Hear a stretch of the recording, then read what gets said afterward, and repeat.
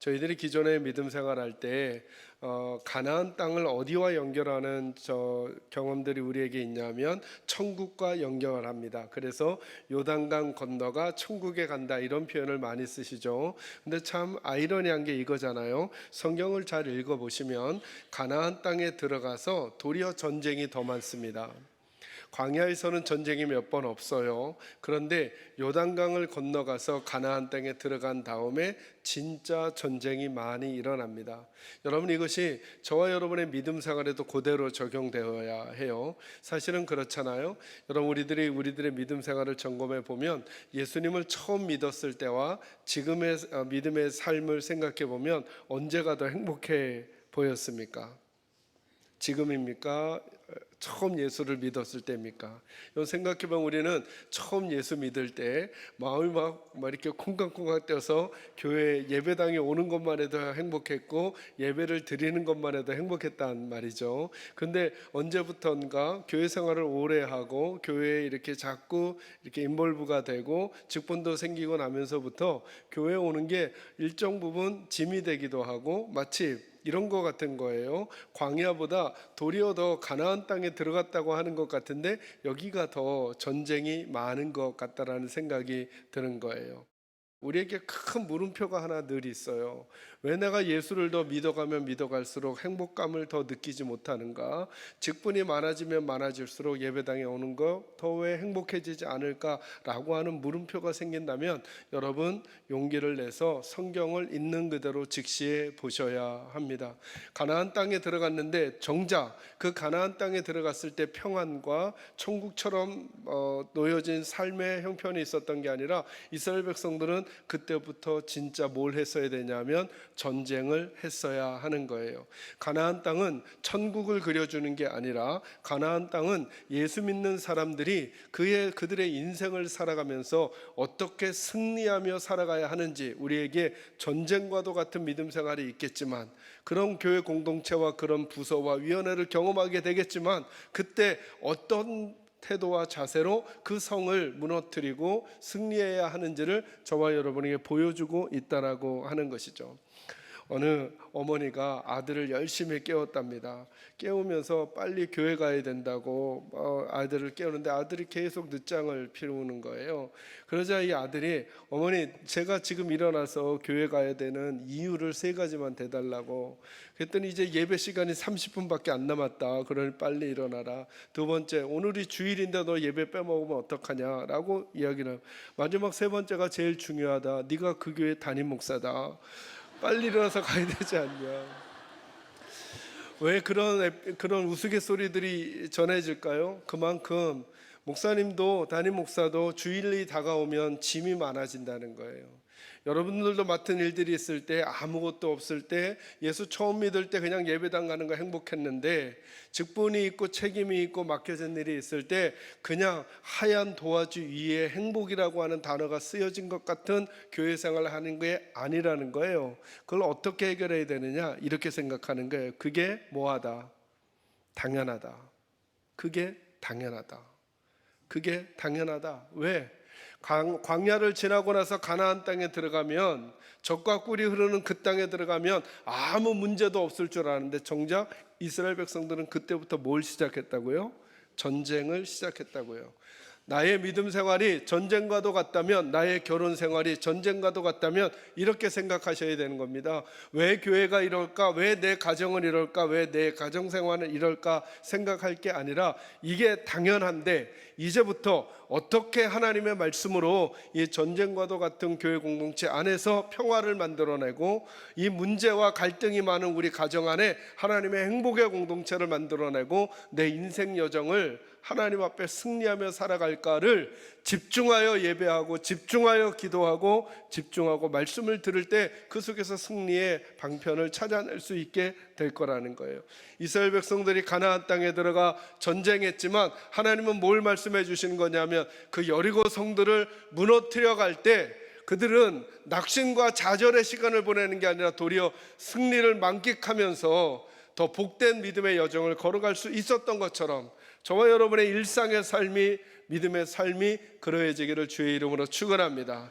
여러분의 입술에서 만약에 내가 요즘 믿음 생활이 행복하지 않다라고 하는 말이 자꾸 나오려고 한다면 잠시 후에도 좀 더 말씀 나누겠지만 그 말부터 접으시기를 주의 이름으로 축원합니다. 그리고 그것이 당연할 수 있다라고 하는 생각을 하게 되시고 어찌해야 내가 이 여리고성을 무너뜨릴 수 있을까? 승리의 길로 인도하시는 하나님의 방법이 여러분 안에 새겨지는 시간이 되기를 주님의 이름으로 축원합니다. 오늘 첫 번째 말씀으로 우리가 이 말씀 나누면서 이제 이 생각을 좀 하려고 하는 거예요. 오늘 본문의 내용은 이런 내용을 담고 있죠. 그 여리고성을 점령하는데 하나님이 방법을 알려주세요. 여러분 잘 아시지만 간략히 요약해 드릴게요. 어떻게 하시느냐 하면 하나님께서 말씀하시기를 그 성을 하루에 몇 바퀴씩 돌라 그래요? 한 바퀴씩 며칠 동안 6일 동안 돌라 그러고 7일째는요 몇 바퀴를 돌라 그래요? 7바퀴를 돌라 그래요. 그리고 마지막 7바퀴를 다 돌고 나서는 크게 뭘 지르면, 소리를 지르면 그 성이 무너질 거라는 거예요. 조금 더 디테일하게 설명해 드리면 행진할 때는 어떻게 하느냐 하면 그냥 도는 게 아니라 맨 앞에 7명의 제사장, 몇 명이요? 계속 무슨 숫자가 반복되고 있어요? 7자가 되고 있다는 게 의미심장하지 않아요? 그래서 하나님의 완전수가 뭐예요? 7자라고 하는데 성경에는 하나님의 완전수가 7이라는 말은 나오지 않아요. 근데 하나님께서 어떤 일들을 행하실 때 7이라는 이 숫자를 상징적으로 반복하시는 것이 있어. 아, 여기에 무슨 의미인가가 있구나라고 저희가 추측할 뿐이에요. 어찌됐든 7명의 제사장들이 7개의 나팔을 들고 나팔을 부는 거예요. 그러면 그 뒤를 이스라엘 백성들이 하루에 한 바퀴씩 6일 동안, 7일째는 몇 바퀴? 7바퀴. 그러니까 총 몇 바퀴예요? 이것도 네가 말해주세요 하면 안 되죠. 한번 생각해 보는 거죠. 6바퀴와 7바퀴니까 합치면 13바퀴. 왜 13바퀴일까 고민하지 마세요. 그냥 13바퀴예요. 13바퀴를 도는데 조건이 또 하나 있죠. 그 성을 도는 동안에 뭐 하지 말아라. 절대로 아무 말도 내지 말고 있다가 마지막 13바퀴를 다 돌고 나서 마지막으로 함성을 지르면서 하나님 앞에 소리를 지르면 그 성이 무너질 거라는 거예요. 질문은 이거예요. 저와 여러분이 느끼시기에 이 방법이 성을 무너뜨리는 전략에 합당하냐는 거예요. 그죠?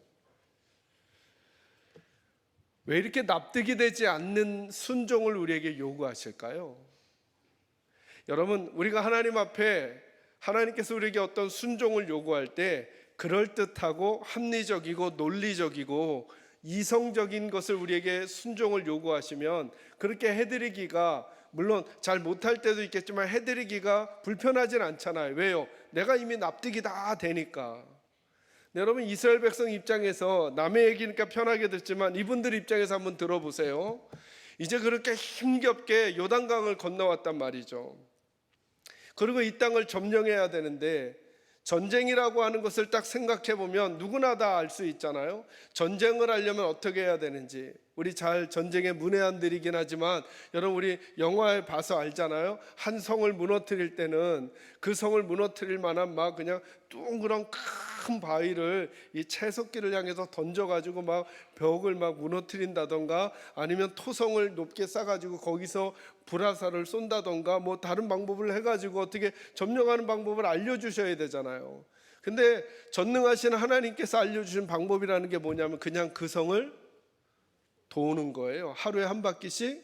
그리고 마지막 7일째 7바퀴를 도는 거예요. 이러다가 돌겠어요 정말. 네. 이 방법이 합당하냐는 말이에요. 그런데 이런 의구심을 우리들이 늘 지금도 가지고 있어요. 내 상황이 이런데 예배하라는 게 합당하냐는 거예요. 내 상황이 이런데 기도하라는 게 합당하냐는 거예요. 내 상황이 이런데 하나님 앞에 물질로 헌신하라는 게 합당하냐는 거예요. 내 상황이 이런데 내 시간을 하나님께 드리는 게 합당하냐는 거예요. 그래서 우리는 그 싸움에서 늘 어떤 쪽을 선택하냐 하면 아니야, 하나님이 그러실 리가 없어, 그렇게 말씀하실 리가 없어, 그러니 내가 생각하는 합당하고 논리적이고 이성적인 방법을 선택하며 사는 거예요. 그 갈등이 누구에게도 있었냐면 이스라엘 백성들에게도 지금 있지 않겠어요? 이게 합리적이냐는 거예요. 이 방법이 납득이 되냐는 거예요. 이 방법으로 어떻게 성을 무너뜨릴 수 있냐는 거예요. 성의 어느 부분이 약한지, 어떻게 공격해야 될지, 어느 시간에 공격해야 될지 이 말씀하지 아니하시고 그냥 나팔을 부는 제사장의 뒤를 따라, 언약궤의 뒤를 따라 성을 졸졸졸졸 돌라는 거예요.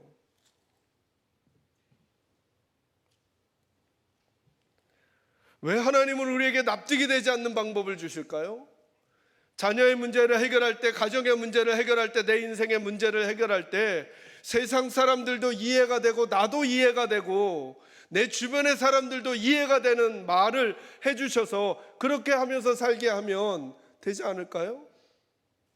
근데 생각해 봤더니 하나님 말고 다른 모든 세상은 우리를 뭘로 설득하려고 하느냐 하면 납득이 될 만한 말들, 설득력 있는 말들, 그럴듯한 방법과 데이터를 제공해서 우리들의 마음을 바꾸려고 해요. 그리고 우리들은 거기에 마음이 빨리 가요. 그렇게 하면 될 것 같아. 그렇게 하면 될 것 같아. 그렇게 하면 될 것 같아. 근데 하나님의 방법은 안 될 것 같아요. 안 될 것 같은데 왜 하나님은 우리에게 이 방법을 말씀하시냐는 거예요. 저는 이 말씀을 묵상하다가 제 마음에 깊이 깨달아진 게 있어요. 지금 하나님은 방법을 알려주시는 게 아니라 요단강을, 여리고성을 무너뜨리기 전에 하나님이 무너뜨리고 싶은 것이 있구나. 그리고 그게 우리 마음속에 있구나. 하나님은 지금 우리 마음을 무너뜨리고 싶어 하시는구나. 이스라엘 백성들이 이 하나님의 방법 앞에서 마음을 무너뜨리지 않으면 하나님이 앞으로 주실 말씀들이 많이 있는데 그 말씀들이 이 마음 안에 들어가지 않아. 여전히 그들이 하나님의 백성으로 살면서도 그들은 자기 방식으로 사는 사람들, 자기 합리성, 자기 논리성, 자기 경험, 자기 주장으로 사는 사람들로 받게 될 수 없겠구나. 그래서 어찌 보면 오늘 이 본문에서 하나님은 여리고성을 무너뜨리기 전에 이스라엘 백성들 안에 있는 아성을 무너뜨리고 있는 것인지도 몰라요. 납득이 안 되는 순종을 요구하심으로. 그러니까 이렇게 말씀하시려는 거죠. 그 여리고성을 무너뜨리는 건 성을 도는 그 방법이 아니라 그 방법을 주신 누구라는 거예요? 하나님이시라는 거예요. 하나님. 이스라엘 백성들에게 성을 13바퀴 돌고 소리를 지르면 성이 무너질 거라는 거, 이거 너무 어처구니 없는 일이에요. 특히나 전쟁을 아는 사람에게는, 특히나 싸움 좀 한다는 사람에게는, 특히나 싸울 힘을 가지고 있는 사람에게는 하나님은 지금 뭘 바꾸시는 거죠? 저와 여러분의 마음을 바꾸는 거예요. 저와 여러분의 마음에 성을 무너뜨리지 않잖아요. 그러면 예배를 드려도, 기도를 해도, 말씀을 들어도, 찬양을 해도 우리 속에 아무 일도 일어나지 않을 거예요. 이제부터 진짜 전쟁이 시작되고 반복될 텐데 너희들 안에 그 성을 무너뜨리지 않는 한, 그 성을 무너뜨려야만 너희들 속에 하나님의 말씀이 들어가고 그 하나님의 말씀이 들어간 사람들이 전쟁과도 같은 그 인생을 살면서, 전쟁과도 같은 교회 공동체를 섬겨가면서, 전쟁과도 같은 가정을 꾸려가면서 하나님의 방법으로 승리하게 될 거야 말씀하시는 주의 음성이 여러분 안에 들려지기를 주의 이름으로 축원합니다.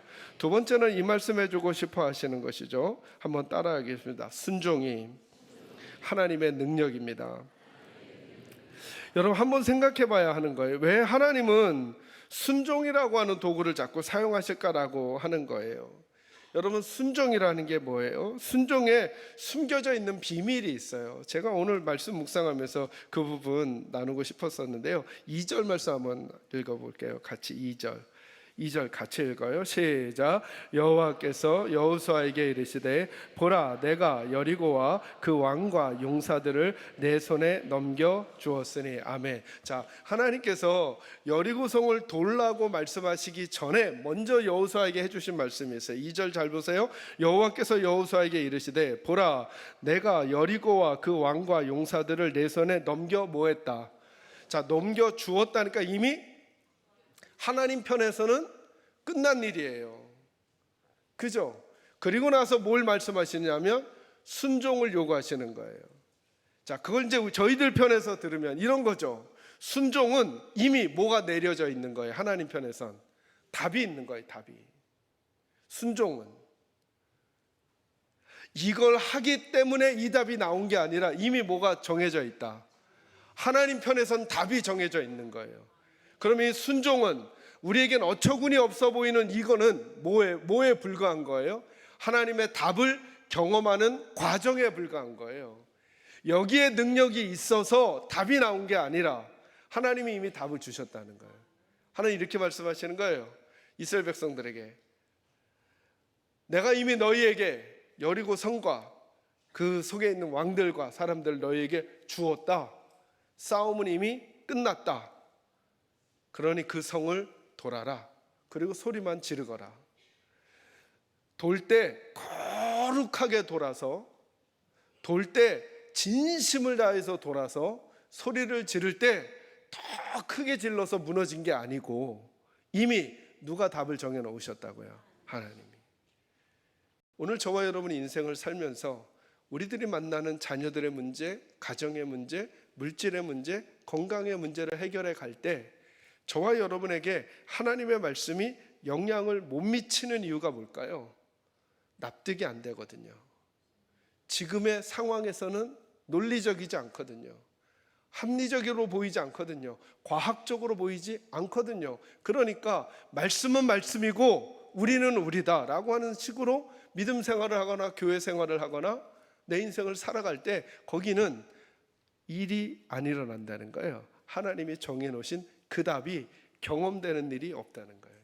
그런데 누군가가 지금도 하나님이 말씀하신 그 말씀을 소중히 여겨 그 말씀대로 그 걸음을 걸어가면 하나님이 말씀하신 이유는 그 사전에 이미 답이 정해져 있다니까요. 하나님의 답이. 여호수아의 능력과 백성의 능력으로 성이 무너지는 게 아니라 하나님이 약속하셨어요. 내가 너에게 주었다. 믿으시면 아멘 하셔요. 그리고는 말씀을 보는 거예요. 그러니 하나님이 나를 복되게 하시는 하나님의 그림을 그리고 계시는구나. 그리고 내게 순종의 요구를 하실 때 저와 여러분은 순종의 요구 사항에 대하여 마음이 빼앗기는 게 아니라 이 말씀을 하시는 이유는 이미 나를 복되게 하시려는 하나님의 결정이 끝이 났구나. 그래 나는 이 길대로만 갈 거야. 언약궤를 메고 요단강에 걸어 들어갈 거야. 왜? 건너가게 하시기로 답이 정해져 있으니. 요단강을 건너가 여리고성을 무너뜨리게 하실 거라고 정해 놓으셨으니, 그런데 그분이 6바퀴 돌고 7바퀴 돌고 소리를 지르라니 그리 할 거야 라고 선택할 때 그들은 분명히 그 일을 경험하게 될 것입니다.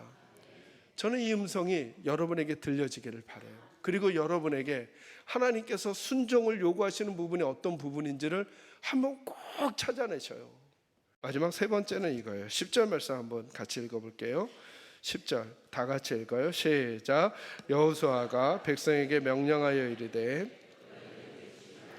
너희 음성을 들리게 하지 말라. 너희 입에서 아무 내지 말라. 그러하다가 내가 너희에게 명령하여 외치라 하는 날에 외칠지니라 하고. 아멘. 근데 그 성을 돌 때 한 가지 조건이 더 있었어요. 절대로 뭐 하지 말라. 말하지 말라. 아무 말도 하지 말라. 왜 그러셨을까라고 하는 거예요.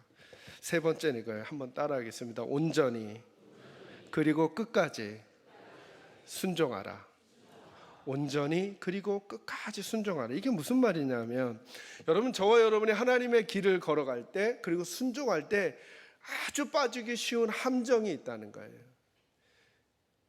어찌 보면 이 여리고성의 전투는 이후로 있어질 모든 전투의 모싸움과도 같아요. 여기서 준비된 마음을 가지고 그 다음 전쟁들로 나가야 돼요.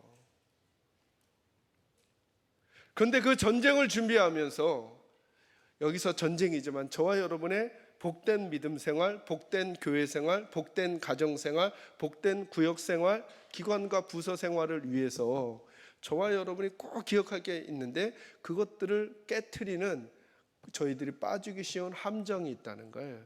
그게 뭐냐면 말이라는 거예요. 말. 여러분, 이스라엘 백성의 광야 생활을 통해 그들이 하나님 앞에 말로 범죄했던 것들을 기억하실 거예요. 그죠? 그게 어떻게 정의되냐 하면 불평, 불만, 수군되는 거예요. 근데 여러분 너무 재밌죠? 그 집약체가 어느 사건에서 나타나는 거냐면 여리고성에서 나타나는 거예요. 왜요? 며칠을 돌아야 돼요? 6일을 돌아야 돼요. 하루가 아니고 6일을. 그리고 7일째는 몇 바퀴를? 7바퀴를 돌아야 돼요. 근데 하나님이 뭘 금지시키셨어요? 왜요? 불평과 불만을 할 만한 수만 가지 이유를 찾아낼 수가 있어요. 거기를 걸으면서 불평 불만을 할 수 있는 수만 가지 이유. 이런 식으로 해서는 성이 무너지지 않을 거야 라고 생각하고 말할 수 있는 수만 가지 이유를 찾아낼 수가 있어요. 그리고 하나님이 이렇게 말씀하시는 거죠. 그 이유를 생각하고 말로 내뱉는 순간 그 하나님의 명령을 따라 행진하던 그들의 행진은 무너질 것이고, 그리고 그들은 하나님의 답에 이르지 못할 것을 하나님이 아셨던 거예요. 그리고 그걸 모두 다 모아다가 지금 저와 여러분에게 던져주고 계시는 거예요. 저와 여러분의 가정에서, 저와 여러분의 부부 사이에서, 저와 여러분의 믿음 사이에서 내가 행복하지 못한 이유를 수만 가지로 찾아낼 수 있어요. 그걸 발설하는 순간 아셔야 돼요. 행복하지 못할 그 이유 때문에 행복해지지 않는 게 아니라 행복하지 못할 이유를 발견한 내가 그걸 발설하는 순간 그 말 때문에 우리가 행복할 수 있는 길을 무너뜨리고 있는 거예요. 우리 교회를 불평할 수만 가지 이유를 찾아낼 수 있을 거예요. 우리 교회 부서를 불평할 수만 가지 이유를 찾아낼 수 있을 거예요. 이제부터 이 설교를 들은 여러분과 저는 꼭 생각하세요. 그 이유 때문이 아니라 그 이유를 불평하고 불만하기 시작할 때, 그때 우리 공동체가 아파지기 시작할 거라고. 그때 도리어 하나님께 기도하셔야죠. 기도한다고 그게 되겠어요, 목사님? 똑같죠? 돈다고 성이 무너지겠어요? 돈다고 성이 무너지겠어요? 그리고는 기도하지 않아요. 그리고는 기도하지 않아요. 그러니 무너지더라도 하나님이 무너뜨렸다 생각하지 않고 내가 무너뜨렸다 생각하는 거예요. 기도하지 않고 살아가는데도 일이 잘 되잖아요. 그분의 불행은 뭐냐 하면 그 기도하지 않고 일이 잘 되었기 때문에 그 다음에도 뭐 하지 않고 일할까요? 기도하지 않고 일해요. 그 다음에는요, 또 기도하지 않고 일해요. 그래서 여러분, 기도하지 않고도 일 잘 되는 분들 많아요. 예수 안 믿는 분들 중에 대부분 다 그런 거죠. 그분들의 진짜 불행은 뭐냐 하면 하나님의 손길과 점점점 멀어지는 거예요. 하나님 없이도 잘 되고 있으니까. 근데 마지막은 어떤지는 하나님은 이미 기록해 놓으셨잖아요. 그러니까 여러분, 맞아요 목사님, 저도 열심히 사업하지 않았는데 하나님 잘 되게 해주셔서, 그러면 빨리 깨닫고 그 다음부터는 무조건 기도하고 예배하면서 그 일을 하시는 거예요. 빨리. 하나님 우리에게 이렇게 말씀하시는 거예요. 왜 말하지 말라 그러셨을까? 하나님께 끝까지 온전히 순종하라고. 그 착하고 좋은 태도로 하나님의 백성의 삶을 살잖아요. 지금은 아닌 것 같으세요? 아직 4번째인데 사인이 없어요? 근데 여러분 생각해 보셔요. 6일 동안 돌았는데 아무 일이 없어요. 그럼 우리는 알잖아요. 이제 며칠 남았어요? 하루 남았어요. 7일째 6바퀴를 돌았는데 아무 성도 무너지지 않았어요? 이제 우린 알잖아요. 그죠? 몇 바퀴 남았어요? 한 바퀴만 더 돌고 소리만 지르면 무너지게 되는 거예요. 여러분에겐 지금이 몇 바퀴째예요? 여러분에겐 지금이 며칠째예요? 그런데 여러분의 마음은 돌았기 때문에 더, 기도해왔기 때문에 더 지치고 있나요? 아니요. 그 시간을 더 온전히 끝까지 하나님 앞에 서 계십시오. 하나님이 저와 여러분의 인생을 책임지시고 더 복되게 하실 것입니다. 무슨 일이 있어도 하나님 옆에 끝까지 머무는 저와 여러분이 되시기를 주의 이름으로 축원합니다.